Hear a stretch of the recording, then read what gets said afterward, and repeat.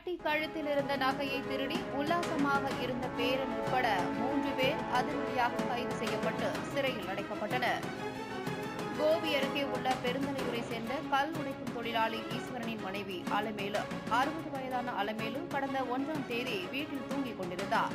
மறுநாள் காலை எழுந்து பார்த்தபோது அவர் கழுத்தில் இருந்த 3 லட்சம் ரூபாய் மதிப்புள்ள 5½ சவரன் தாலிக்கொடி திருடு போயிருப்பது தெரியவந்தது.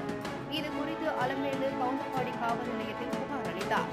புகாரின் அடிப்படையில் வழக்கு பதிவு செய்த போலீசார் விசாரணை நடத்தி வந்தனர்.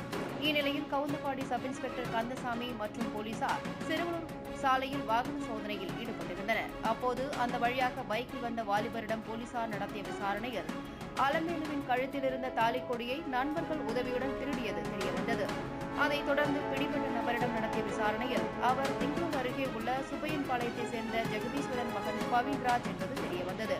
பவின்ராஜ் டிப்ளமோ படித்துவிட்டு சிப்காட்டில் உள்ள தனியார் நிறுவனம் ஒன்றில் எலக்ட்ரீஷியனாக வேலை செய்து வந்தார். அப்போது 2 லட்சம் ரூபாய் மதிப்புள்ள பைக் ஒன்றையும் 40,000 ரூபாய் மதிப்புள்ள செல்போன் ஒன்றும் வாங்கியுள்ளார். பைக் மற்றும் செல்போனிற்கு தவணை செலுத்த முடியாத நிலை ஏற்பட்டது. இதனால் அவருடன் வேலை செய்து வந்த கொளத்தூர் அருகே உள்ள காவேரிபுரத்தை சேர்ந்த ராஜா மகன் விஜய் மற்றும் காவேரிபுரத்தில் எலக்ட்ரிக்கல் கடை நடத்தி வரும் பாலவாடி வெடிக்காரனூரை சேர்ந்த நெடுஞ்செழியன் மகன் தாமரை செல்வன் ஆகியோருடன் சேர்ந்து அலமேலு அணிந்திருந்த நகையை கொள்ளையடிக்க திட்டமிட்டுள்ளனர். அதைத் தொடர்ந்து கடந்த 1ஆம் தேதி இரவு விஜயும் தாமரை செல்வனும் கொளத்தூரில் இருந்து பவானி வந்துள்ளனர்.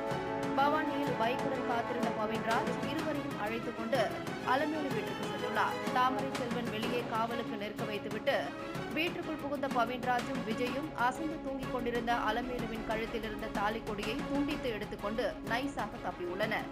அதைத் தொடர்ந்து நகையை அடகு வைத்து 1,80,000 ரூபாய் பெற்றுக்கொண்ட 3 பேரும் ஊட்டி சென்று 2 நாட்களாக ஜாலியாக இருந்துள்ளனர்.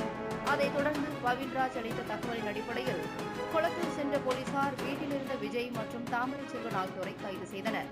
கைது செய்யப்பட்ட விஜய் மீது கொளத்தூர் காவல் நிலையத்தில் 2 திருட்டு வழக்குகளும் 1 அடிதடி வழக்கும் சென்னிமலையில் செல்போன் பறித்துச் சென்ற வழக்கும் நிலுவையில் இருப்பது தெரியவந்தது. வழக்குகளிலிருந்து ஜாமீனில் வந்த விஜய் நண்பர்களுடன் சேர்ந்து மீண்டும் நகைப்பறிப்பில் ஈடுபட்டிருப்பது தெரியவந்தது. அதைத் தொடர்ந்து கைது செய்யப்பட்ட 3 பேரும் கோவியில் உள்ள நீதிமன்றத்தில் ஆஜர்படுத்தி சிறையில் அடைத்தனர். நண்பர்களுடன் சேர்ந்து பாட்டியின் கழுத்தில் இருந்த நகையை திருடிச் சென்ற பேரன் உல்லாசமாக இருந்த சம்பவம் பரபரப்பை ஏற்படுத்தியது.